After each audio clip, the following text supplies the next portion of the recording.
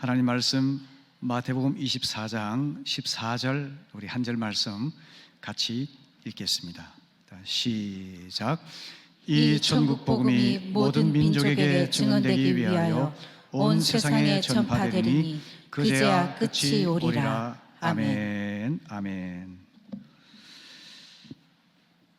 우리 죄를 사하시기 위해 돌아가셨다가 다시 살아나셔서 하나님 아버지 곁으로 올라가신 예수님께서는 요한복음 14장 3절에서 말씀하셨습니다.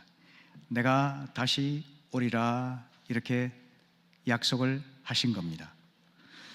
주님이 친히 하신 말씀이기 때문에 예수님의 재림은 의심할 여지 없이 확실한 진리입니다.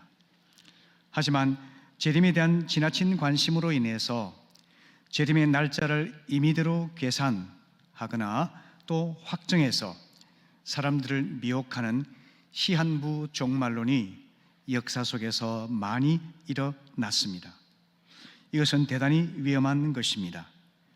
교회 역사에서 수많은 시한부 종말론이 등장했지만 단 하나도 예외 없이 실패로 끝나고 말았습니다.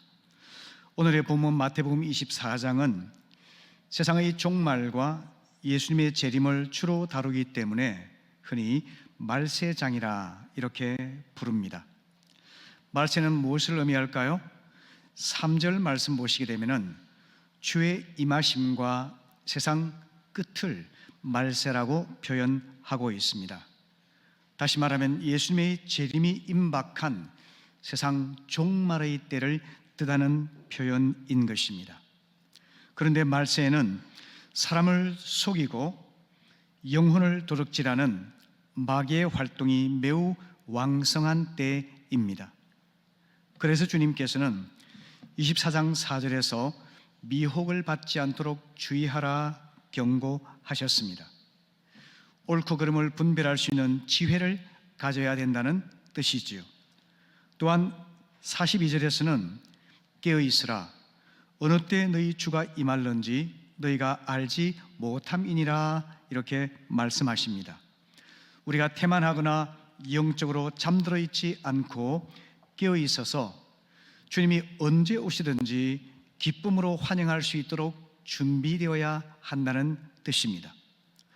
오늘 우리가 살고 있는 이 시대는 정말 예수 재림의 발자국 소리가 가까이 들려오는 말세지 말이 확실한 것 같습니다.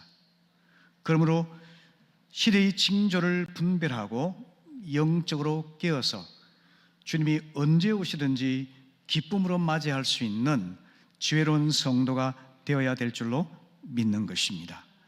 그러면 오늘 본문이 말씀하고 있는 말세의 현상들은 무엇이 있을까요? 오늘 먼저 5절 말씀을 보시게 되면 많은 사람이 내 이름으로 와서 이르되 나는 그리스도라 하여 많은 사람을 미혹하리라 말씀하고 있습니다. 거짓 그리스도가 나타나서 미혹하는 현상이 나타날 거라는 겁니다. 11절도 보시게 되면 거짓 선지자가 많이 일어나서 많은 사람을 미혹하겠으며 라고 말씀합니다. 교회 역사를 보게 되면 유럽 교회에서도 그렇고 미국 교회에서도 그렇고 아프리카 교회에서도 그렇고 아시아 교회에서도 그렇고 그리고 한국 교회에서도 거짓 그리스도와 거짓 선지자가 많이 일어났습니다. 불과 100년 남짓된 우리나라에서도 통일교회의 문선명, 그리고 박태선, JMS의 정명석, 한국교회를 어지럽게 하는 신천지의 이만희, 그리고 조용히 독버섯처럼 번지고 있는 하나님의 교회 안상홍, 이런 사람들이 다 거짓 그리스도요 거짓 선지자로서 하나님 교회를 미혹하는 자들이었죠. 그래서 이들은 순진한 사람들을 속여서 그들의 인생을 도둑질하고 영혼을 파멸시키는 마귀의 도구로 역할하고 있는 것입니다. 두 번째는 인류 파괴적인 전쟁을 말씀하고 있습니다. 6절부터 8절의 말씀 보시게 되면 난리와 난리 소문이 있을 것이라고 말씀합니다. 민족이 민족을 대적하고 나라가 나라를 대적하여 일어날 것이라 이렇게 말씀하고 있습니다. 사실 인류 역사에서 전쟁이 없는 평화의 때는 단 한 번도 없었습니다. 하지만 특별히 지금은 그 어느 때보다 참혹한 전쟁이 벌어지고 있는 위험한 때죠. 이스라엘과 주변 이슬람 국가들 간의 종교 전쟁이 끊이지 않습니다. 우크라이나와 러시아 간의 전쟁은 자칫하면 핵전쟁과 3차 대전으로 번질 폭발성을 가지고 있습니다. 그럴 경우에 인류 공멸이라는 비극이 현실적으로 나타날 것입니다. 세 번째는 극심한 재난이 되겠는데요. 7절 말씀 보시게 되면 곳곳에 기근과 지진이 있으리라 주님께서 말씀하셨습니다. 기상이변으로 인해서 우기에도 비가 내리지 않는 가뭄 현상이 몇 년째 지속되고 있습니다. 동아프리카의 소말리아와 이디오피아와 케냐 같은 나라에서는 아사 위기에 놓인 사람이 2,760만 명이라고 지금 말하고 있습니다. 그리고 48초마다 한 명이 굶어서 죽고 있습니다. 지진은 어떤가요? 스촨 대지진을 비롯해서 일본과 대만과 튀르키예 그리고 남미의 칠레와 쿠바 등지에서 지진이 계속해서 발생하지 않습니까? 지진은 더 이상 국지적인 현상이 아니라 전 세계적인 현상이 되고 있습니다. 뿐 아니라 지진 해일이 일어나고 있습니다. 쓰나미로 인해서 일본과 인도네시아와 태국 같은 데서 엄청난 재난이 발생해서 수십만 명이 죽는 사고가 발생을 했습니다.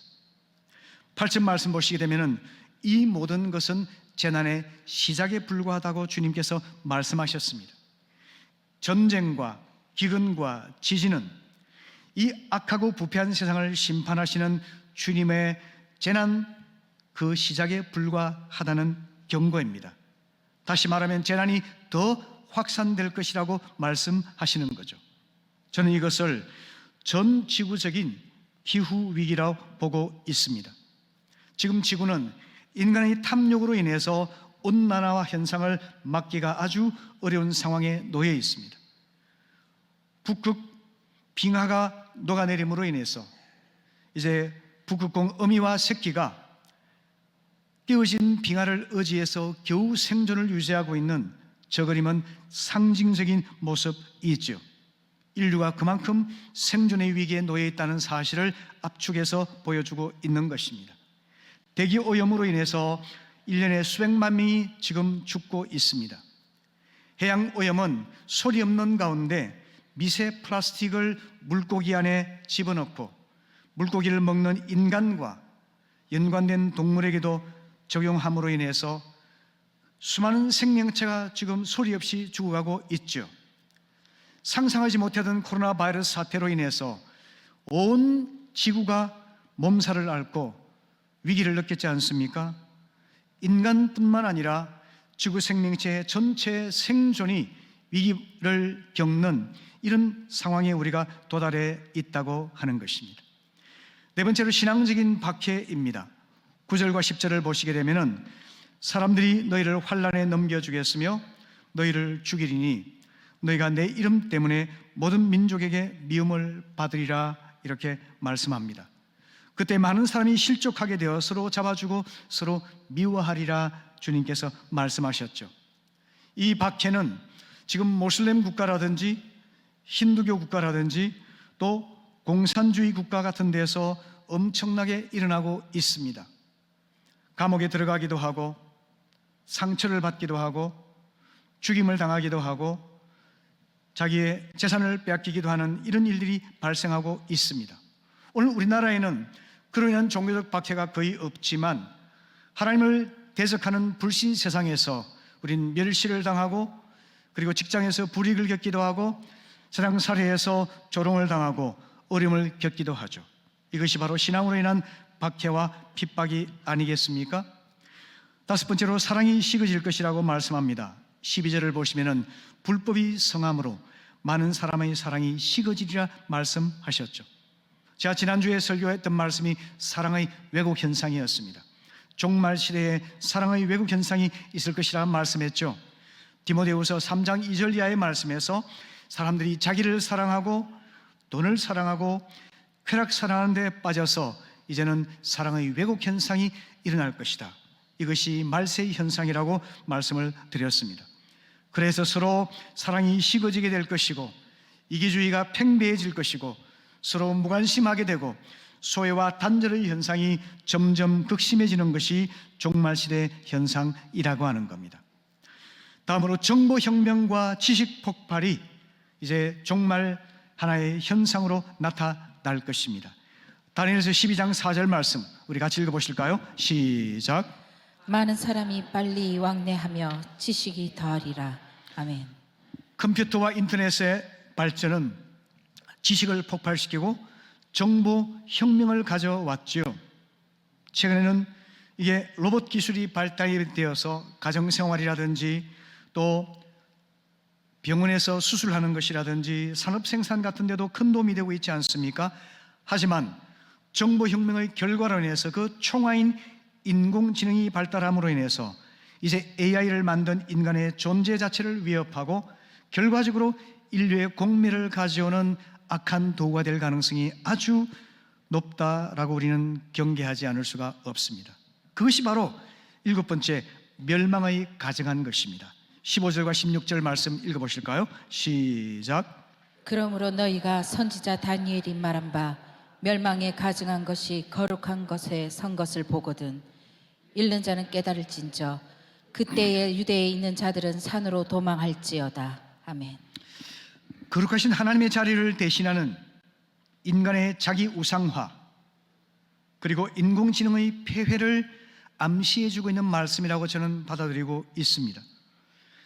인공지능을 잘 활용하기만 한다면 우리 삶에 유익을 가져올 수 있겠지만 이제 인공지능이 통제불능의 상태가 된다면 이것이 인간의 의식과 삶을 지배하고 인류를 파멸로 이끌 파괴적인 도구가 될 가능성이 매우 높다는 것입니다. 이상 우리가 7가지 말세의 현상을 살펴보았습니다. 하지만 진정한 종말은 그것으로 오는 것이 아닙니다. 중요한 것은 종말이라고 하는 것은 세상의 파괴를 위해서가 아니라 하나님 나라의 완성을 위해서 오는 것이라는 것입니다. 그러므로 진정한 성도는 부정적이고 염세적으로 종말을 바라보는 것이 아니라 소망을 품고 자신의 완성과 하나님 나라의 완성을 기대하면서 기다리는 자가 되어야만 한다는 것입니다. 그래서 14절에서 이렇게 성격을 말씀하고 있습니다. 이 천국 복음이 모든 민족에게 증언되기 위하여 온 세상에 전파되리니 그제야 끝이 오리라 이렇게 말씀하고 있습니다. 진정한 종말은 말세에 7가지 부정적 현상들이 복합되어서 오는 것이 아니라 하나님 복음이 온 세상에 편만하게 증거될 그때에 비로소 이루어진다라는 말씀입니다. 주중에 우리 고 오금성 권사님께서 소천하시면서 자녀들에게 유언을 남기셨다고 합니다. 인생을 참 아름답게 마무리하셨죠. 조의금을 받지 말고 조문객들에게 따뜻한 밥을 대접하라. 그 외에도 여러 가지 중요한 유언을 남기신 걸로 알고 있습니다. 어머니의 다른 말씀도 순종했지만 특별히 유언을 더 진지하게 받아들이고 자녀들이 슬프지만 환하게 웃으면서 장례를 치루었습니다. 저는 참 마음이 따스해졌고 은혜로움을 느꼈습니다. 유언은 그만큼 무게가 있죠. 우리 주님께서 세상을 떠나시면서 유언을 남기셨습니다. 마가복음 16장 15절에서 너희는 온 천하에 다니며 만민에게 복음을 전파하라 명령하셨습니다. 세상 구석구석을 찾아가라는 것입니다. 그리고 모든 사람들에게 복음을 전파하라는 것입니다. 믿고 안 믿고는 그들의 선택이지만 복음 전하는 일은 말세 시대 성도의 책임이며 사명이라는 것을 일깨워 주셨습니다. 좀 더 구체적으로 사도행전 1장 8절에서는 오직 성령이 너희에게 임하시면 너희가 권능을 받고 예루살렘과 온 유대와 사마리아와 땅 끝까지 이르러 내 증인이 되리라 이렇게 말씀하셨습니다.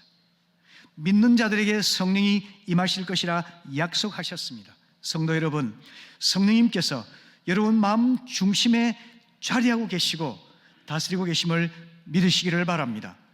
성령을 인격적으로 경험하게 될 때 우린 권능을 받게 되고 그 권능으로 복음을 전하는 자가 될 수 있다는 겁니다. 중요한 것은 예수님이 돌아가신 예루살렘에 머물지 아니하고 유다를 향해서 그리고 사마리아를 향해서 나아가서 땅끝까지 이르러서 복음의 증인되라고 유언 명령을 주셨다는 것입니다. 바로 여기에서 땅끝 선교라는 개념이 나왔습니다. 종말 시대의 교회가 땅끝 선교에 순종하게 되면 우리 주님이 다시 오셔서 하나님 나라를 완성하실 것입니다. 그러니까 앞에서 말씀드린 7가지 부정적 현상이 아무리 확산되고 겹치며 일어난다 할지라도 땅끝 선교가 없다면 완전한 재림은 있을 수가 없다는 것입니다. 그렇기 때문에 여러분, 우리 신자에게 종말은 인생의 파멸이나 세상의 파국이 아니라 믿음의 완성이요 주님과 하나가 되는 복된 경험이라는 사실을 꼭 기억하시기 바랍니다. 아멘. 여기서 중요한 것이 전도와 선교를 구별하는 것인데요, 전도는 복음을 전하는 포괄적인 개념입니다. 반면에 선교라는 것은 복음을 전하되 장벽을 뛰어 넘어가는 것이 바로 선교입니다. 말세의 교회는 단순히 복음을 많이 전하는 것을 넘어서서 우리 시대의 장벽을 넘어서 땅끝까지 가서 복음을 전해야 한다는 것을 말씀해주고 있는 것입니다.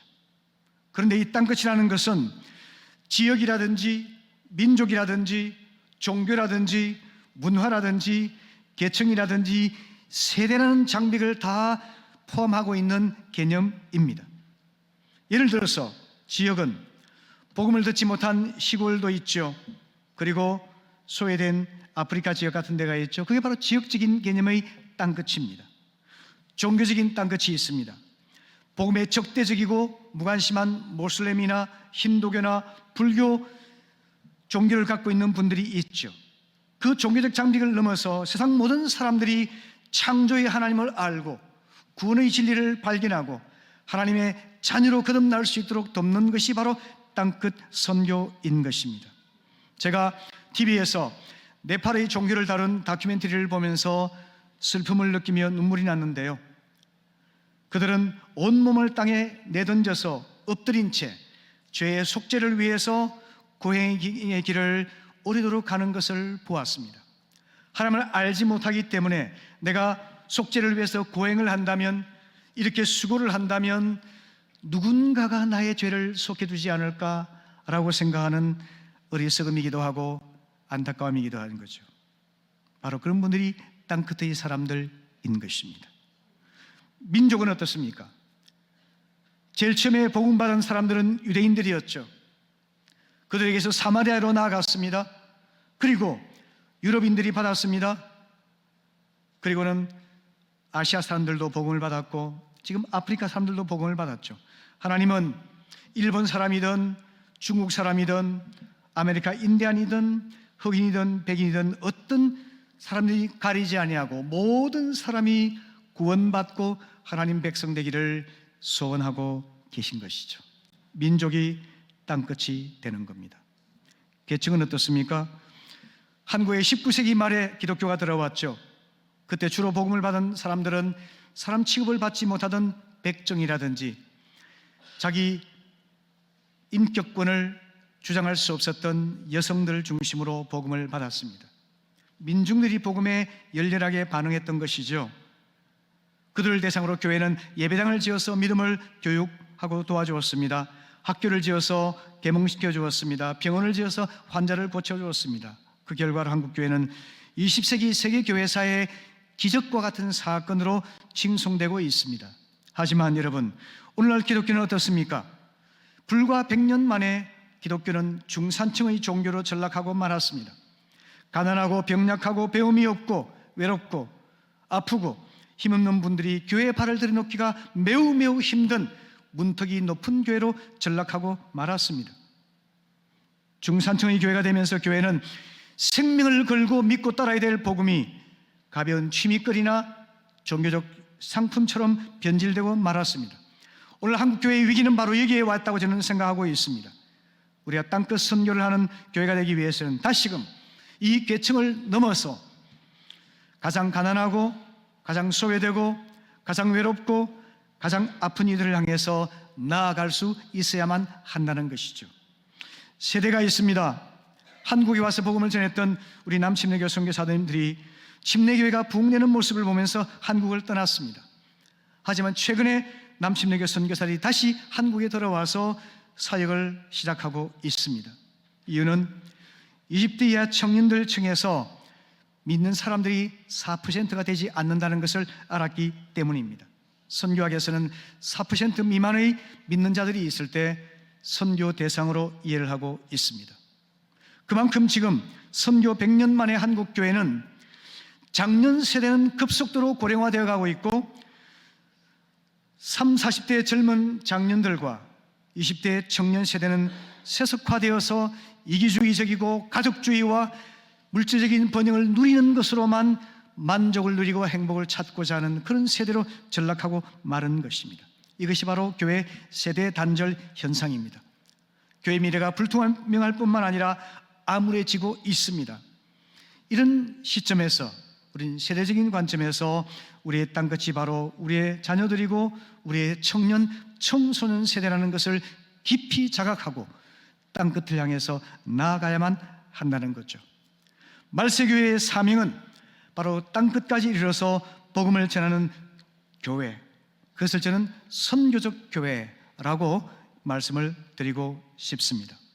선교적 교회라는 것은 선교 중심의 교회, 선교 최우선의 교회를 뜻하는 뜻입니다. 마귀는 어떻게 하든지 말세의 성도와 교회를 미혹하려고 합니다. 그래서 땅끝 선교에 헌신하지 못하도록 방해를 하죠. 그 방법이 개인적으로는 성공주의에 매몰되게 만듭니다. 성공을 우상시해서 성공의 목을 매다시피 하는 거죠.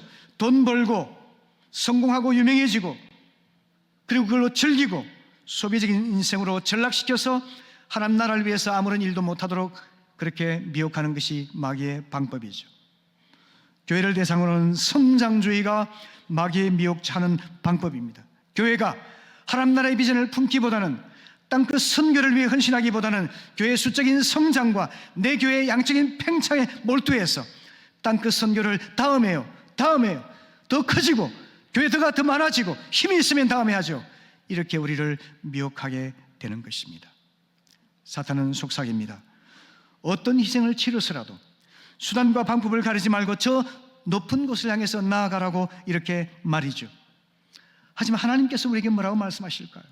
하나님께서는 저 낮은 곳으로 내려가라고 우리에게 호소하십니다. 가장 비천하고 부끄러운 것이 십자가 아니었습니까?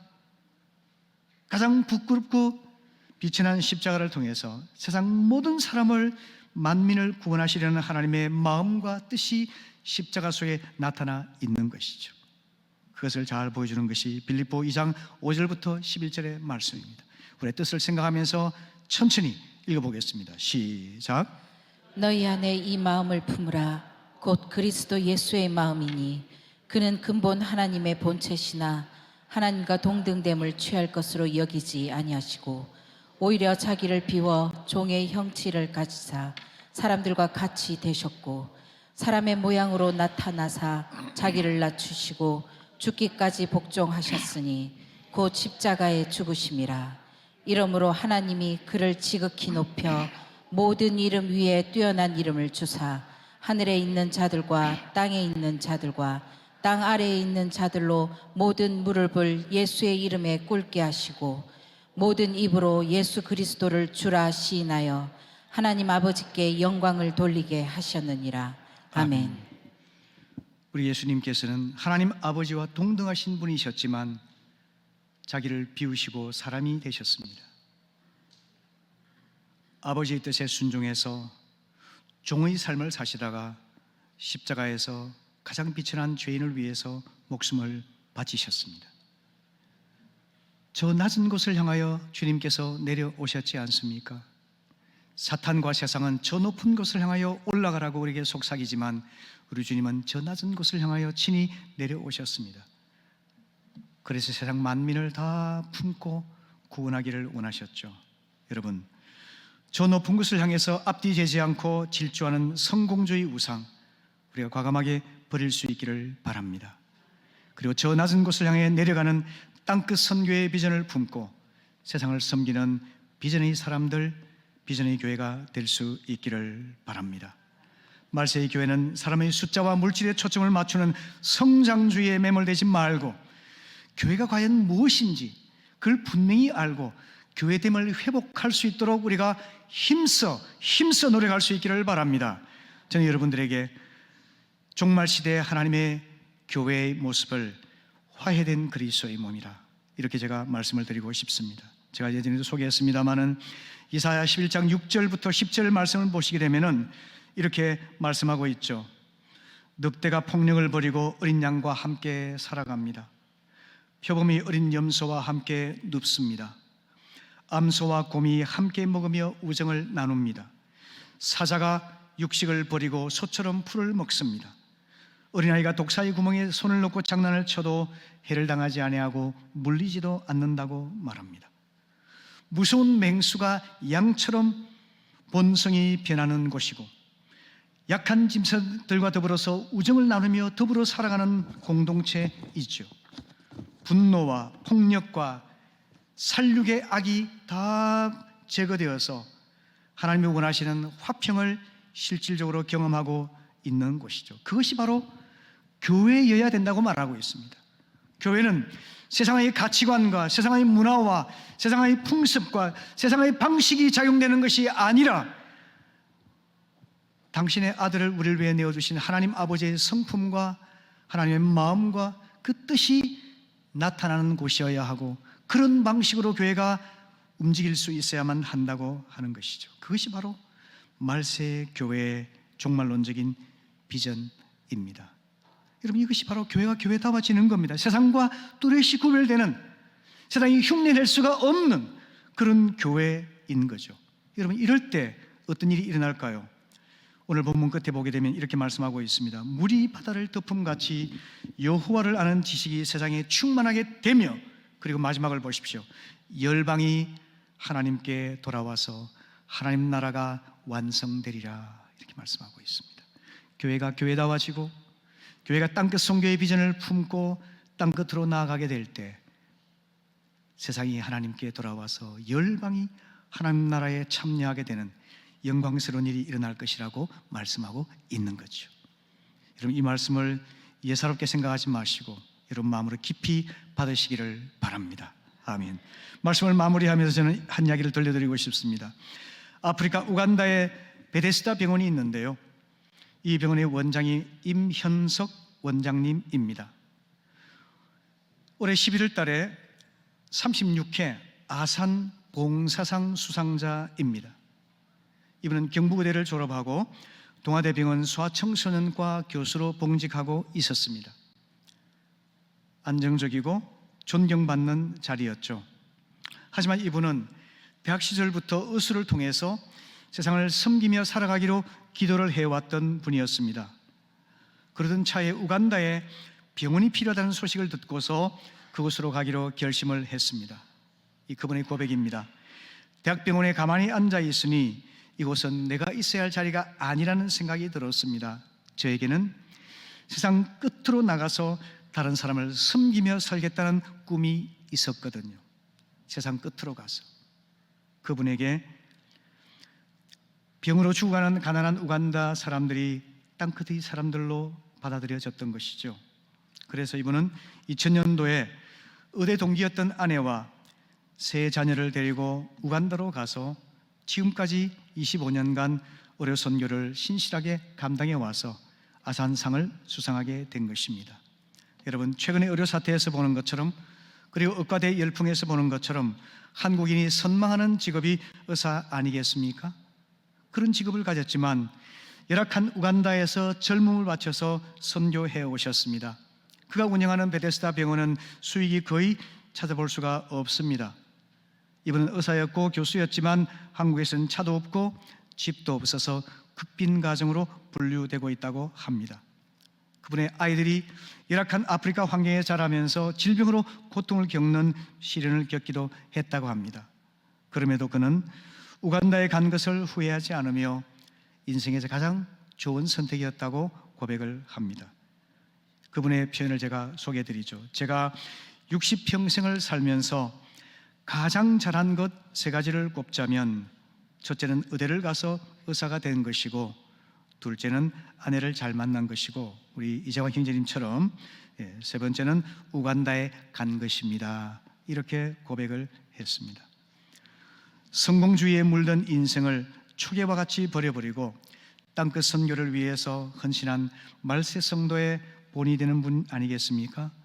우리 교회도 꼭 여러분의 자리를 떠나라는 뜻이 아닙니다. 있는 자리에서 우리가 땅끝 선교를 시작할 수 있습니다. 우리가 어떤 마인드를 가지고, 어떤 가치관을 가지고, 어떤 인생의 목적을 가지고 살아가는가에 따라서 있는 자리에서부터 땅끝 선교를 실천할 수가 있지 않겠습니까? 말세를 살아가는 성도 여러분, 또 말세의 교회인 우리 교회가 땅끝 선교에 헌신함으로써 우리 주님의 재림을 앞당기고 하나님 나라의 완성을 우리 눈으로 볼 수 있도록 함께 협력할 수 있기를 바랍니다.